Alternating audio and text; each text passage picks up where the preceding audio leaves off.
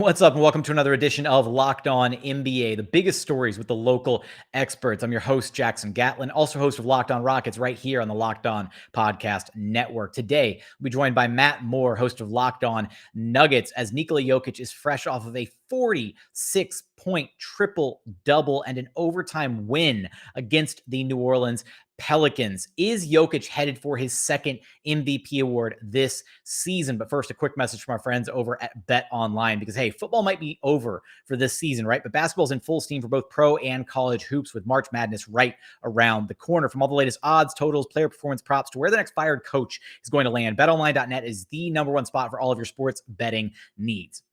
BetOnline remains the best spot for all of your sports scores, podcasts, and news this season. And hey, it's not just basketball. BetOnline is your source for hockey, boxing, and UFC odds, right to the Olympic coverage and information. Head to their website today or use your mobile device to learn more about the trends and action available to you. BetOnline, where the game starts.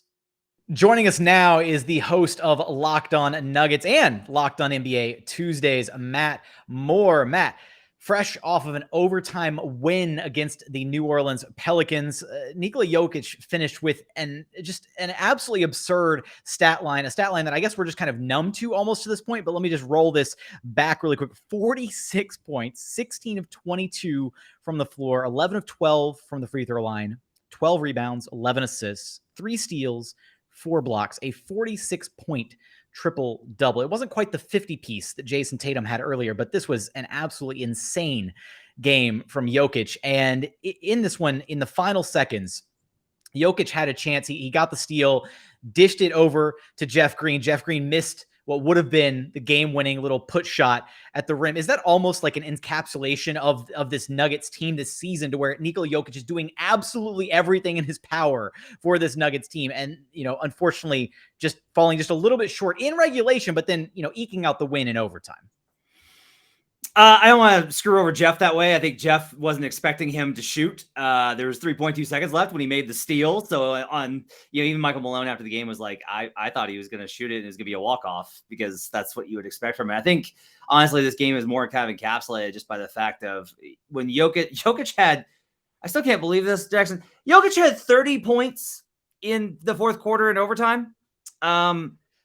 He didn't play the entire fourth quarter. So he had 30 points in 15 minutes. That's the thing that he did. They were down 10 with like 3:39 remaining. Their win probability at that point was 3%. And Nikola Jokic just said, no, that's not happening. Jokic had a massive block to help get them in position to get the win. He had that steal, like you mentioned, on the inbound play. He is the first player in NBA history since 1974, when stats started to get tracked, to have the stat line that he did, along with 3 steals and 4 blocks. He actually had a 4th steal that they somehow took away. I'm going to be honest with you, Jackson. I've been doing this a long time. I think that may have been the best regular season performance I've ever seen. I don't know that I've seen a better one. I can't remember anybody having a better one. I saw Russ's triple-double, 50-pointer to beat the Nuggets. I would say this was better than that. Like, the Pelicans played really well tonight. They played really well. That's a really good team.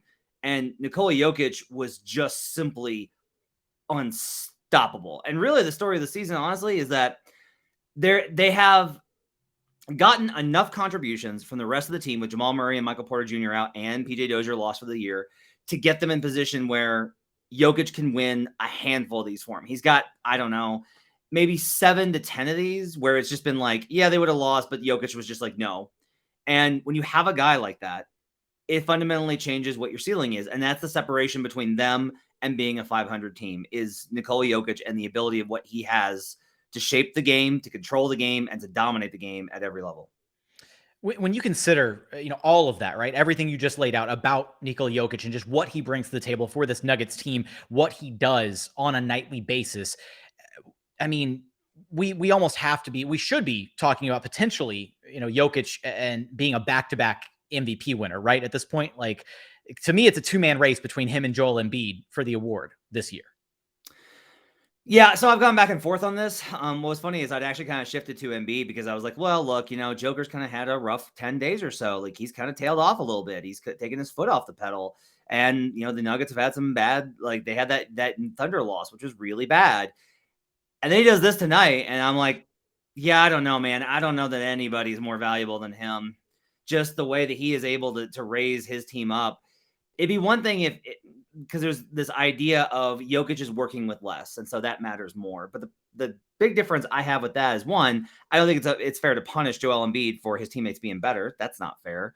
But when Jokic is on the floor, the Nuggets are better than the Sixers have been.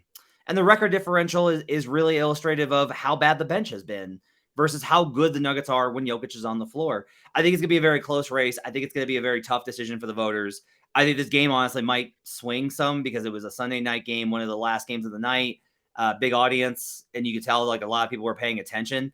They match up on March 14th. I honestly think that may be what decides it. And I don't think that's maybe the best way to do it, but I do think that's what's going to wind up deciding is whoever comes out on top of the March 14th matchup between the Nuggets and the Sixers and who has a better game between Jokic and Embiid.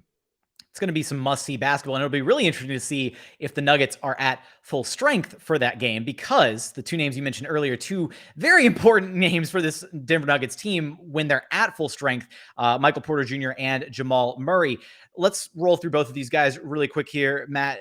Obviously, let's start with MPJ. What's the latest on him and kind of his, progression to getting back into, the Nuggets rotation? He's likely to be assigned to the Grand Rapids Gold, the G League affiliate for the Denver Nuggets next week. There was some discussion of whether or not to do it, and I think ultimately at the end of the week they decided that they're going to go ahead and assign him. He'll be there for practice, won't play in games. That's the second step of his return. Then he'll return and probably, we'll see if the schedule allows for a practice. They've got a 4 and 5, so it's definitely not anytime soon.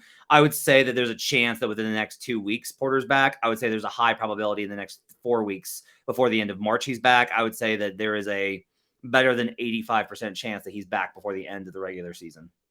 Okay. And then flipping over to the other important guy here, Jamal Murray, and his absence. What's the latest on him and trying to get him back into the rotation?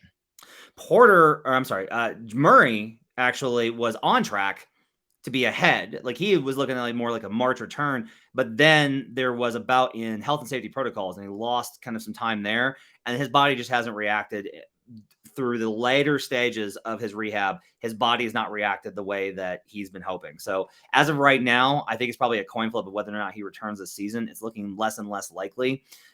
They've been adamant about he'll come back when he feels right, and he hasn't felt right, and he has not looked like the player that he wants to be yet. And until he gets to that point, I'll also say this: he was practicing or doing shoot arounds before every game. He was doing a shooter, like a basic warm up drill before every game. And he's been doing that since he got hurt, like right after surgery, he started doing that. And he's ramped up and ramped up and ramped up.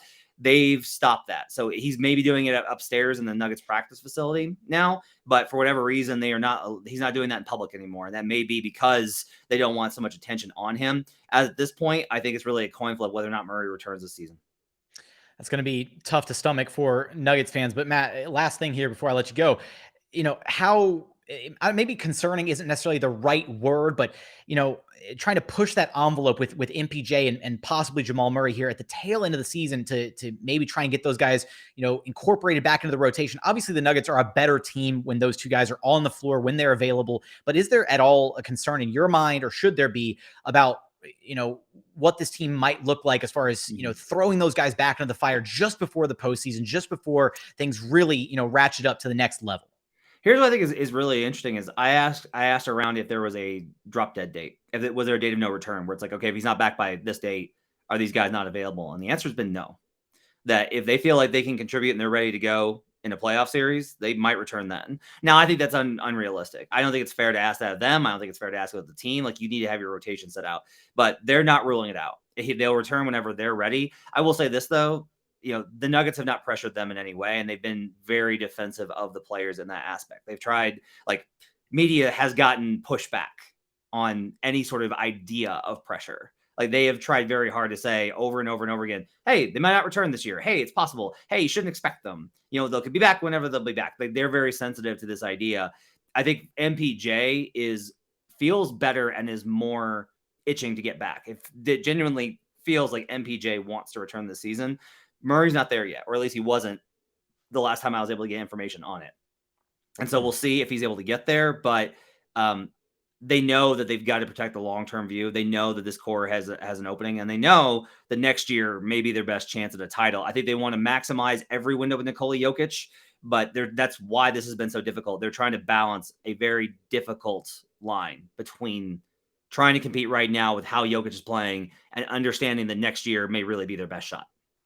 Nikola Jokic is playing at an MVP level. Is he on the way to his second MVP award? Will MPJ and Jamal Murray be back in time for the Nuggets playoff push? You're going to have us covered for all of that and more over at Locked On Nuggets. Matt, appreciate you stopping by Locked On NBA with me.